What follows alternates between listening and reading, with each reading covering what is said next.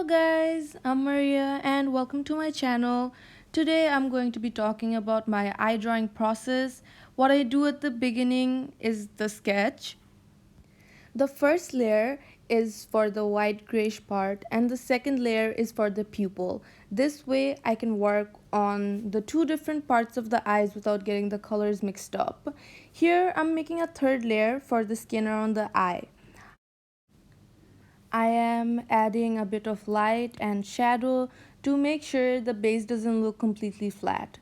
For my coloring process, I pick some of the colors from the reference and some from my own palette, which will be up for download in case you want to use it for your own drawing.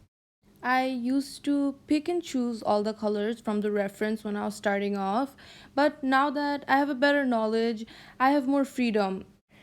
In the reference, you can see that she's wearing contact lenses, which is why it is important to make sure that a portion of the iris is darker, because even with the contact on, you can see a bit of the real iris color. Now, I kind of have to mention the fact that this is not a complete step-by-step tutorial. I'm just showing you how I draw the eyes and talking about things that I keep in mind when I'm painting. Well, in my opinion, the eyes play a huge role in a portrait drawing because it's either a hit or miss with the eyes. I always like making sure that the eye is something that pops out when I'm doing a portrait. So when you see the drawing, you notice the eyes and you can tell that I put a lot of effort in it. Now that I'm done with the base and done with blending the solid colors together, I'm moving on to the eyelashes. Drawing the eyelashes is so much fun for me now, but I absolutely hated drawing them before. Sometimes I even forgot to draw them.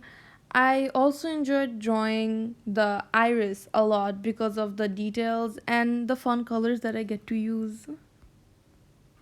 Now I'm going to do the same for the other eye, and once I'm done with that, I'll move on to adding the details around the pupil. And if you liked my video and would want me to make another video going more in depth on how I color the pupil itself, then please let me know down in the comments. I would really appreciate it. And if you decide to try out my tutorial, please do tag me on my Instagram, which is mariamizuert. Thank you for watching. Till next time.